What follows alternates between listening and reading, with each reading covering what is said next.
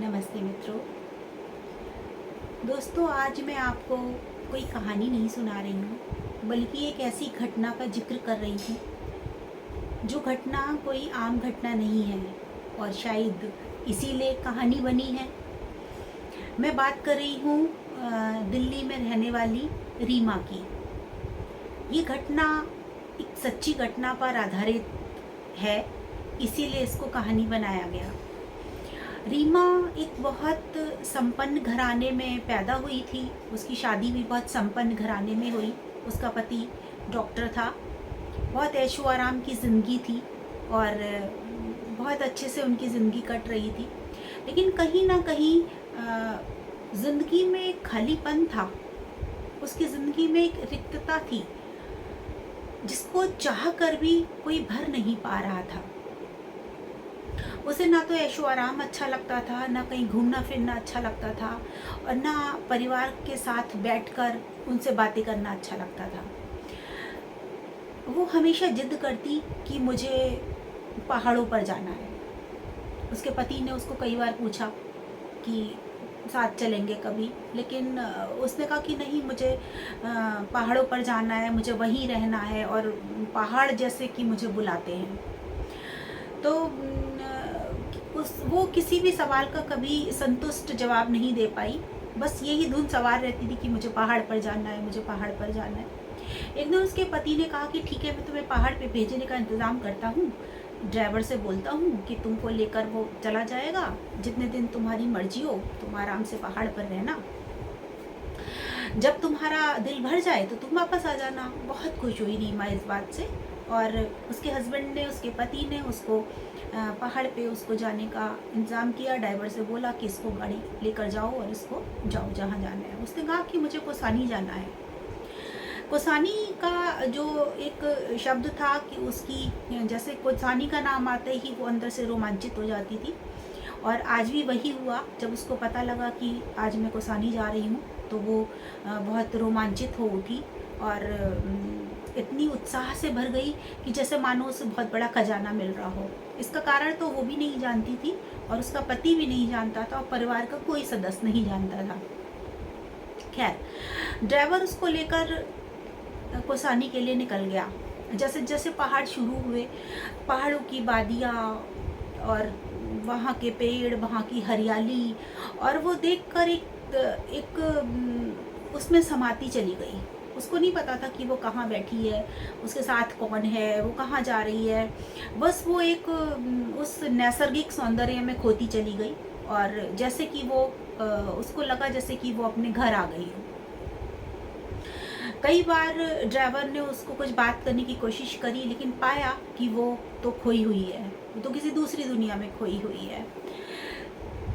बहुत अच्छे भी वहाँ पे होटल थे, लेकिन उसने सबसे मना कर दिया। उसने कहा मुझे किसी ऐसे होटल में रुकना है जो बिल्कुल शहर की भीड़ भाड़ से बिल्कुल अलग हो और प्रकृति के करीब हो, जहाँ मुझे प्राकृतिक सौंदर्य देखने को मिले, जहाँ चिड़ियों की चहचहाहट हो,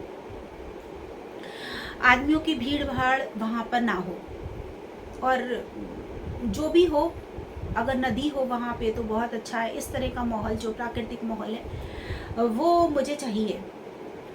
तो वहाँ पे पूछताछ करी तो पता लगा कि हाँ, एक रिज़ॉर्ट है वहाँ पे जो बहुत ही पुराना है। उस रिज़ॉर्ट का नाम था कान्हू रिज़ॉर्ट।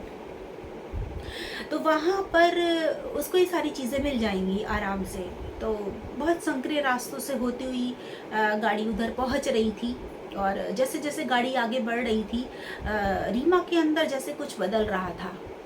और जैसे ही वो उस रिज़ॉर्ट पर पहुंची, चहक उठी, और जैसे कि उसके पंख निकल आए हों और वो जैसे कि उड़ना चाहती हो, और वो उड़ जाएगी अभी। तो दोनों हाथ बाहें फैलाकर वो चीखने लगी कि हाँ, यहीं तो मुझे आना था, यहीं तो मैं आने के लिए तरस रही थी। ड्राइवर इन सब बातों से अनजान और बहुत आश्चर्यचकित रीमा की सारी चीज़ों को देखता रहा, लेकिन वो कुछ बोल नहीं सकता था, कुछ बोला नहीं। रिजॉर्ट में कमरा बुक करा और रीमा रहने चली गई, और उसने ड्राइवर को वापस भेज दिया। उसने कहा तुम जाओ, और जब मुझे ज़रूरत होगी तो मैं तुमको वापस बुला लूँगी। खैर, रीमा बहुत थकी हुई थी और वहाँ पे उसने खाने का ऑर्डर दिया और उस रात वो वहाँ पे सोने चली गई। रात भर रीमा जैसे कि सपनों में खोई रही।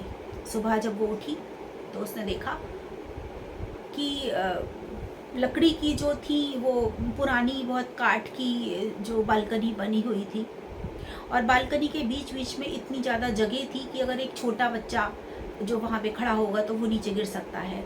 बहुत संभाल के वो बालकनी में खड़ी हुई। बहुत पुराना वो रिजॉर्ट बना हुआ था। उसने देखा एक चिड़िया का जोड़ा जो है ना वो उसके कमरे में उड़ के आ गया। वो तो बहुत खुश हुई। वो उनको घंटों निहारती रही, बिना हिले उनको देखती रही कि कहीं मेरे थोड़ा सा भी हिलने से कहीं ये उड़ ना जाए। इस भय से वो शांत होकर उन चिड़िया के जोड़े को देखती रही। वो बार बार अंदर कमरे में आते और बार बार बाहर वापस उड़ जाते। रीमा जैसे उनसे बातें कर रही थी कि तुम आओ मेरे पास आ जाओ, उड़ क्यों जा रहे हो बार बार।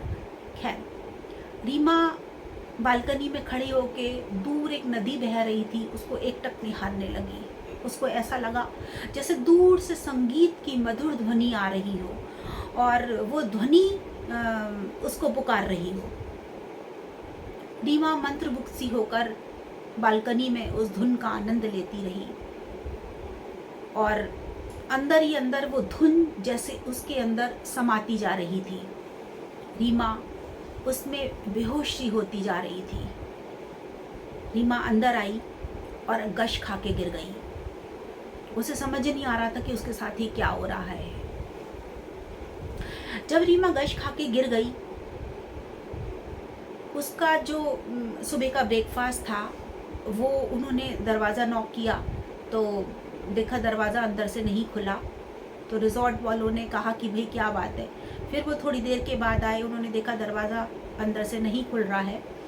तो उन्होंने उसका दरवाजे को तोड़ना ठीक समझा, उस दरवाजे को तोड़ा तो देखा वहाँ रीमा जो थी बेहोश पड़ी थी।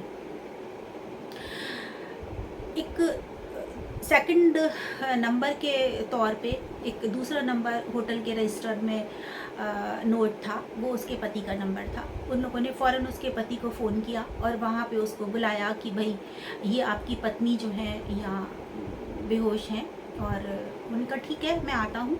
तब तक उन लोगों ने बैद का इंतज़ाम किया और एक बैद वहाँ पे आए। उन्होंने उसको देखा, उसकी नाड़ी चेक की। उन्होंने कहा कि ये तो सब ठीक है, कोई परेशानी नहीं है, लगता है कि थोड़ी सी थकान है या एग्जर्शन है, इस वजह से ये बेहोश हो गई है। फ़िलहाल वैद्य जी जो थे वो सही से कोई बात नहीं बता पाए कि आखिर कारण क्या है। रीमा को जब होश आया तो उसकी दुनिया बिल्कुल अलग थी, जैसे कि वो इस दुनिया में नहीं थी। बहुत सारी बातें वो ऐसी करने लगी, वो पुकारने लगी, किसी का नाम पुकार रही थी और लेकिन वहाँ दूर दूर तक कोई नहीं था और बुरी तरह चीख रही थी कि मुझे उसके पास जाना है। और कोई बैजू करके वो नाम पुकार रही थी कि मेरा बैजू कहाँ है, मुझे उसके पास जाना है और आप मुझे बैजू के पास लेकर चलिए। और तो वहाँ इस नाम का कोई भी व्यक्ति नहीं था। बस वो इस नाम को पुकारते पुकारते फिर जैसे कि अर्ध चेतना में पहुंच गई। और क्यों रीमा इस तरीके से अर्ध चेतना में पहुंची, आखिर रीमा का अतीत क्या था, वर्तमान में क्या कारण थे जो रीमा को खींच कर वहाँ लाए थे, रीमा इतनी बेसुध क्यों थी